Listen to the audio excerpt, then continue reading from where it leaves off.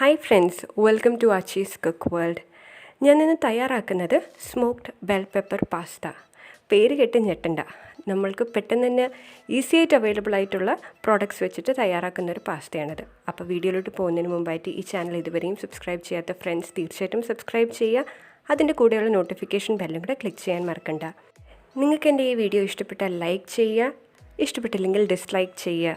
നിങ്ങളുടെ വിലയേറിയ കമൻസും സജഷൻസും താഴെയുള്ള കമൻറ്റ് ബോക്സിൽ ഇടാൻ മറക്കണ്ട. അപ്പം നമുക്ക് പെട്ടെന്ന് തന്നെ ഈ അടിപൊളിയായിട്ടുള്ള പാസ്ത തയ്യാറാക്കുന്നത് എങ്ങനെയാണെന്ന് നോക്കാം.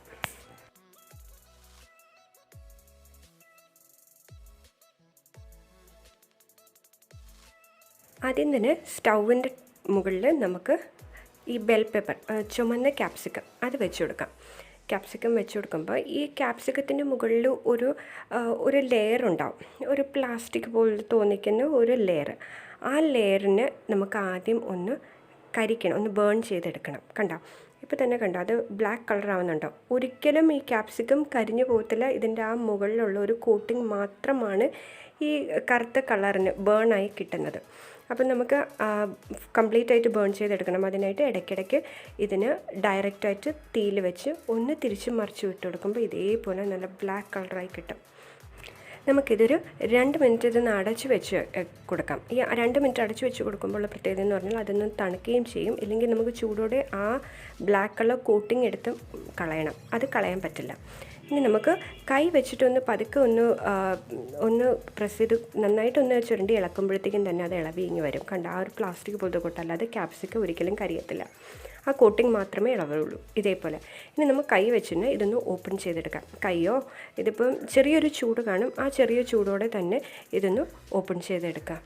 ഓപ്പൺ ചെയ്തെടുത്തതിന് ശേഷം നമുക്ക് ഇതിൻ്റെ അകത്ത് കുറച്ച് അരി കാണും, അതിനൊന്ന് ഡീസീഡ് ചെയ്യുക. ആ അരിയെല്ലാം ഒരു സ്പൂൺ വെച്ചിട്ട് എടുത്ത് മാറ്റിയിട്ട് ഇനി നമുക്ക് ഒന്ന് കട്ട് ചെയ്യാമെന്ന് പറഞ്ഞാൽ വലിയ പീസോ എങ്ങനെ വേണമെങ്കിലും കട്ട് ചെയ്യാം. കാരണം ഇത് നമുക്ക് മിക്സിയിലിട്ട് ഇനി അരച്ചെടുക്കേണ്ടതാണ്. അതിനായിട്ട് നമുക്ക് ജസ്റ്റ് ഒന്ന് ചെറിയ പീസാക്കണമെന്നേ ഉള്ളൂ.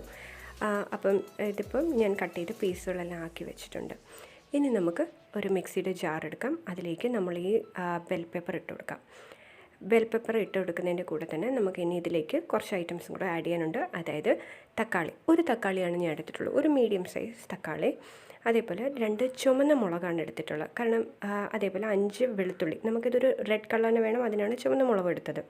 ഇനി ഒരു സവാള, അതൊരു ചെറിയ സവാള മതി, ഒന്ന് വലിയ പീസായിട്ട് കട്ട് ചെയ്തിട്ട്. ഇനി ഒരു നാരങ്ങയുടെ നീര്, അതേപോലെ 2 ടേബിൾ സ്പൂൺ എണ്ണ. പിന്നെ ഇതിൻ്റെ അകത്ത് ഞാൻ ചേർക്കുന്ന 1 ടീസ്പൂൺ തേനാണ്, ഹണി ചേർക്കുന്നുണ്ട്. തേൻ ഇല്ലെങ്കിൽ നിങ്ങൾക്ക് പഞ്ചസാര ചേർത്ത് കൊടുത്താലും മതി. ഇനി 1/2 ടീസ്പൂണോളം ഉപ്പും കൂടെ ചേർത്ത് കൊടുത്ത് ഇതിന് നമുക്ക് വെള്ളം ഒന്നും ഒഴിക്കാതെ നല്ല രീതിയിലൊന്ന് പേസ്റ്റാക്കി എടുക്കാം. കണ്ടോ, ആ തക്കാളിയുടെയും സവാളയുടെയും ഉള്ള വാട്ടറിൻ്റെ ഇത് വെച്ചിട്ട് തന്നെ ഇത് അരഞ്ഞിട്ടും. ഇനി ഞാനൊരു പാത്രത്തിൽ കുറച്ച് വെള്ളം വെച്ചിട്ടുണ്ട്. നമുക്ക് പാസ്ത വേവിക്കണം. അതിനായിട്ട് വെള്ളം വെച്ചെടുത്തു, അതിലേക്ക് ഉപ്പും ഇട്ട് കൊടുത്തു. ഇനി ഇതിൻ്റെ അകത്ത് ഞാനൊരു 2 ടേബിൾ സ്പൂൺ എണ്ണ ഒഴിച്ചു കൊടുക്കുന്നുണ്ട്. പാസ്ത തമ്മിൽ ഒട്ടാതിരിക്കാൻ വേണ്ടിയിട്ടാണ് എണ്ണ ഒഴിച്ചു കൊടുക്കുന്നത്. ഇനി ഈ വെള്ളം തിളച്ചിടുമ്പോൾ നമുക്ക് പാസ്ത ഇട്ട് കൊടുക്കാം. ഞാൻ എടുത്തിരിക്കുന്ന പാസ്ത ഇവിടെ വീറ്റിൻ്റെ പാസ്തയാണ് എടുത്തിരിക്കുന്നത്. നിങ്ങൾക്ക് മൈദയുടെ പാസ്ത എടുക്കാം. ഞാൻ കുറച്ചും കൂടെ ഹെൽത്തി ആവാൻ വേണ്ടിയിട്ടാണ് വീറ്റിൻ്റെ പാസ്ത എടുത്തത്. പാസ്ത ഇവിടെ തിളച്ച് നല്ല രീതിയിൽ വെന്ത് വന്നിട്ടുണ്ട്. ഇത് നമുക്കൊന്ന് സ്ട്രെയിൻ ചെയ്തെടുക്കാം. ഒരു സ്ട്രെയിനറിൽ വെച്ചിട്ട് സ്ട്രെയിൻ ചെയ്തെടുക്കാം. ഇനി ഞാനിവിടെ 3 മുട്ട എടുത്തിട്ടുണ്ട്. ഈ മുട്ട നമുക്കൊന്ന് നന്നായിട്ട് ബീറ്റ് ചെയ്ത് വെക്കാം. എന്നിട്ട് ഒരു ഫ്രൈ പാനിൽ ഇച്ചിരി എണ്ണ ഒഴിച്ചിട്ട് നമുക്ക് ഈ മുട്ട ഒന്ന് ചിക്കി തോർത്തി എടുക്കണം.